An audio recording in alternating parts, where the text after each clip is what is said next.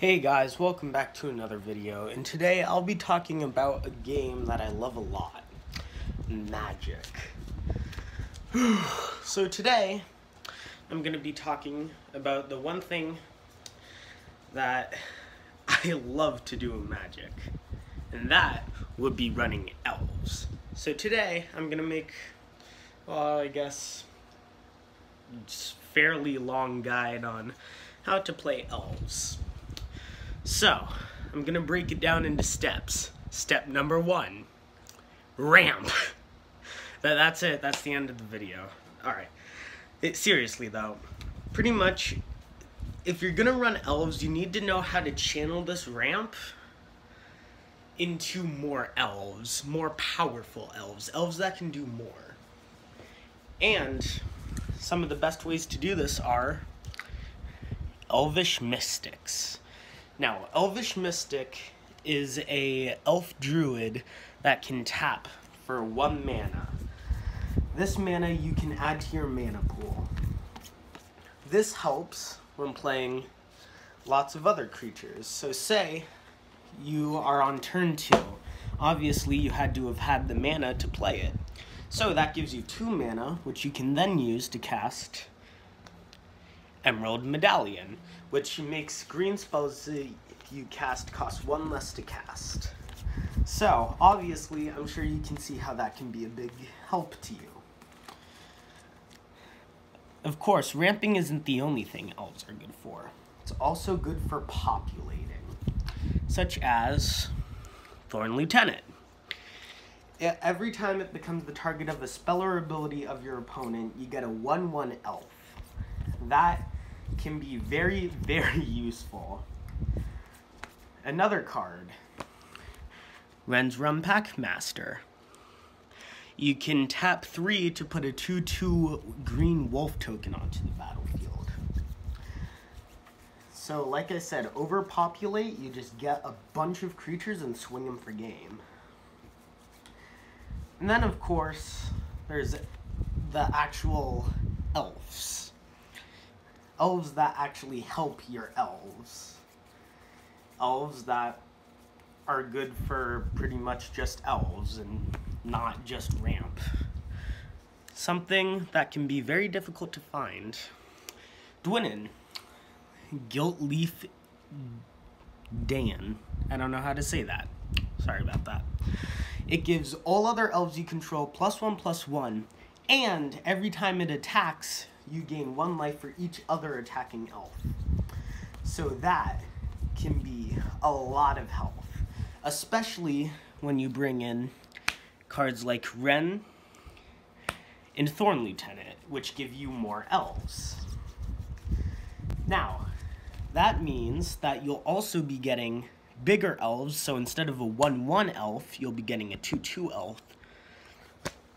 And depending on how many you get, that could be 50 life and 50 damage going at your opponent.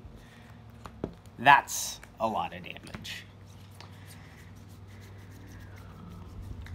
More cards that work well with your elves. Another one would be Ezuri, Renegade Leader.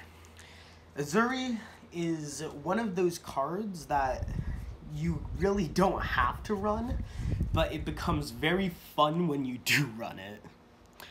As you can see, you tap 1 to regenerate another target elf, and tap 5, that's right, 5, to give all your elves +3/+3 and trample. 5 mana to give pretty much all your creatures +3/+3 and trample until end of turn. Now when you pair that up with Dwinnen, that will be a lot of damage going at your opponent and a lot of life that you'll be gaining. Then, of course, you have cards like Copperhorn Scout, which when Copperhorn Scout attacks with your other elves, you get to untap the rest of your elves. Yeah, that's pretty stupid. Basically gives all other elves vigilance. And then finally, a combo that I personally like to run, that I love a lot, Taunting Elf. Now, I know what you guys are thinking. A 0/1 elf that all creatures have to block it if they can. How does that help you? Well, my friend, you're about to see how. So remember Dwinnen? She's coming back to haunt you. All your elves get +1/+1. So with her, he's now a 1/2. Obviously, that won't really be enough to take down your enemy's big creatures, which is why you get a bunch of other cards just like her. Other elves you control get +1/+1. And of course, who can forget Jagged Scar archers? Health and power are equal to the amount of elves you control. Now that wasn't really a part of my point, but just wanted to throw it in there before I forgot about it. So, you're going to be having a lot of +1/+1 counters on your elves. But still, with just a couple of those, it'll only really be like a 3/4. Which is when you get cards like Titanic Growth. Titanic Growth is a 2-mana drop that gives target creature +4/+4 until end of turn. So if you put all of these together, you will have pretty much a 7/7. And depending on whether it's early game or late game, most of the time it'll be fairly early, then you basically just kill all their creatures. And that, my friends, is just a little glimpse into the power of elves.